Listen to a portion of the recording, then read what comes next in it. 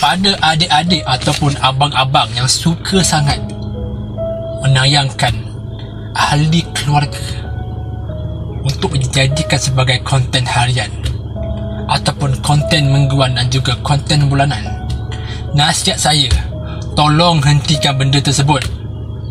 Sebab engkau, lagi-lagi kau sebagai lelaki, betul tak, engkau tu patutnya mempertahankan dan memberikan yang terbaik, bukannya kau mendedahkan dan kau menampakkan semua benda tu.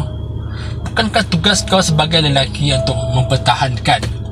Dan kalau kau buat konten tu untuk menayangkan kau punya adik-adik kau dan juga mak kau dan juga ayah kau dan juga isteri kau, anak-anak kau sekali, bukankah kau telah menunjukkan, menampakkan dan menayangkan kepada pihak ramai dan juga menelanjangkan dan membiarkan isteri kau ataupun adik perempuan kau dan juga mak kau untuk dijilat-jilat dan juga diratah oleh lelaki yang tidak bertanggungjawab. Faham? Understand?